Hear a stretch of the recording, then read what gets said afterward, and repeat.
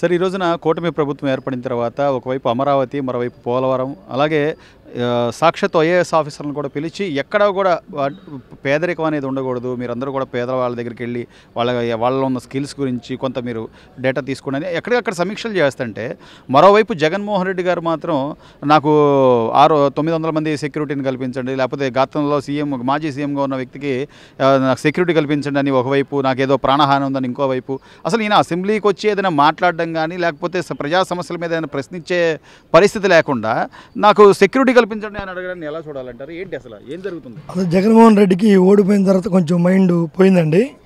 ఇప్పుడు ఈయన అసెంబ్లీ జరుగుతున్నప్పుడు చంద్రబాబు నాయుడు ప్రభుత్వం వచ్చిన తర్వాత 1 మంత్లో ఇన్ని హత్యలు జరిగినాయని చెప్పి చెబుతున్నాడు.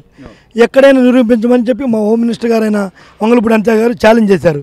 దానికి వచ్చి ఇప్పుడు అసెంబ్లీలోకి వచ్చి ఫలానా ప్లేస్లో ఇలా జరిగింది అని చెప్పి దాన్ని నిలదీయకుండా కేంద్రంలో వెళ్ళి ఢిల్లీలో వెళ్ళి కూర్చొని లల్లు ప్రసాద్ యాదవ్ వాళ్ళ బ్రదర్ వాళ్ళ కొడుకుతో కూర్చొని అక్కడ చేయటం, అక్కడ మీటింగ్ చేసి వచ్చిరాని హిందీ మాట్లాడుతాం, అఖిలేష్ యాదవ్ గారితో మాట్లాడుతాం.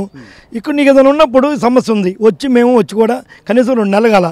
2 నెలలు కాకముందే మేము బాబు గారు నిన్న ఉచిత ఇసుక విషయంలో కలెక్టర్ అందరిని కూర్చోబెట్టి చాలా సిస్టమేటిక్ ఉండాలి, ప్రతి పేదవాడికి అందాలి, ఎవరైనా సరే సచివాలయంలో ఒక నమోదు చేసుకొని ఇంటి వరకు చేర్చాలి, కిలోమీటర్కి ఇంత అని చెప్పి పెట్టాలి, ఎటువంటి అవకతవలు తెరచమలుతున్నాం వెనకాడిన నేను వేటేట కానీ ఎటువంటి వెనకాడిన అని చెప్పి కలెక్టర్లు కూడా నిన్న ఆయన తేల్చి చెప్పేశాడు.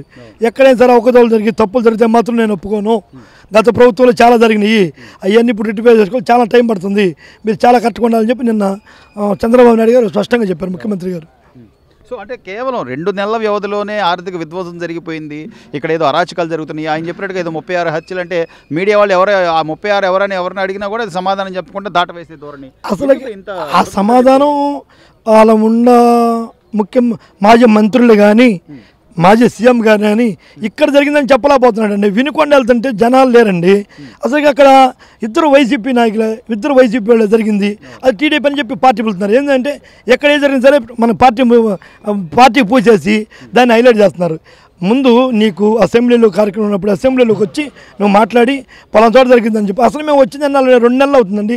2 నెలల్లోనే మా మీద మీరు ఏదో ఢిల్లీలోకి వెళ్ళి ఢిల్లీలో నేను అక్కడ మీటింగ్ పెడతానని చెప్పి చెప్పుకుంటాం. నీకు సెక్యూరిటీ దేనికి? ఇప్పుడు తాడేపల్లి ప్యాలెస్ కట్టావు, అది ఎందుకు అంత కట్టాడు? ఇప్పుడు అది ఎట్లా ఉందంటే ఇప్పుడు పబ్లిక్ ఆడుకోవటానికి కానీ డ్రైవింగ్ స్కూల్ టైపు కానీ లేకపోతే ఫోటోగ్రాఫర్ కానీ ఉపయోగిస్తుంది. ఇప్పుడు జగన్ ఆ విధంగా వాళ్ళకి ఫోటోగ్రాఫ్ కోసం పెట్టినట్టుంది. సో మొత్తం మీద చూస్తే మీరు అన్నట్టుగా ఈ 2 నెలల వ్యవధిలోనే అనేక రకాల అంటే ఆయన చెప్పినట్టుగా మెగా డిఎస్సి మీద మొదటి సంతకం కానివ్వండి, లేకపోతే ఉచిత ఇసుక విధానం కానివ్వండి, లేదా రేపు ఆగస్టు 15 నుంచి అన్నా క్యాంటీన్లని ఆయన చెప్పినట్టుగా సూపర్ 6 పథకాలకు సంబంధించి ప్రణాళికలు చేస్తూ ఉంటే ఈ 2 నెలల్లోనే ఏమి చేయలేదని మాజీ మంత్రులు మీరు అన్నట్టుగానే వీళ్ళు పేరు నాని గారు కానీ వీళ్ళని ఎలా చూడాలి సార్? అసలు అంటే ప్రజలు ఇచ్చిన తీర్పును కూడా వీళ్ళు ప్రజలు ఇచ్చిన తీర్పును కూడా అంగీకరించి మా ఓటమికి ప్రజలు మమ్మల్ని పక్క పెట్టారు. ఇప్పుడైనా ప్రజలకి ఇప్పుడు వచ్చిన ప్రభుత్వం సక్రమంగా పరిపాలన చేయాలని చెప్పి మాకు ఇంకా సలహాలు ఇవ్వాల్సి పోయింది. వీళ్ళు అసలు గతంలో చేసిన తప్పులు వీళ్ళు ఏమి గతంలో చేసిందంటే అభివృద్ధి ఎక్కడ చేయాల.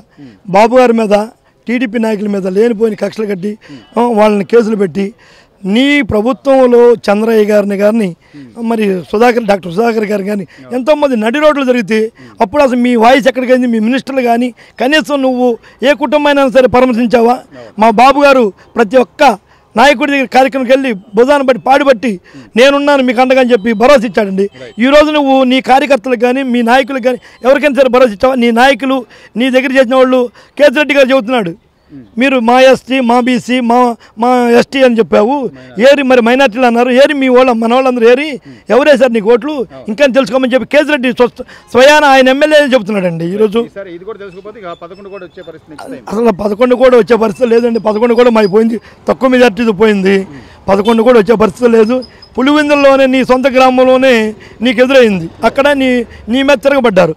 అదొకటి నిన్న కాక మొన్న వచ్చి మీ కార్యకర్తలు మీ వాళ్ళు వచ్చి వాళ్ళ సమస్య చెప్పుకోండి వస్తే మీ సెక్యూరిటీ వాళ్ళ ఫోన్లు తీసుకొని ఇసురు పడేసి వాళ్ళు చేశారు. ఎందుకేరా బాబు వాళ్ళే అన్నారు, అందుకేరా బాబు మనకి ప్రజలు తగిన బుద్ధిని చెప్పారు, అయినా కానీ నీకు సిగ్గు రాలేదని చెప్పి వాళ్ళే మాట్లాడుతున్నారు.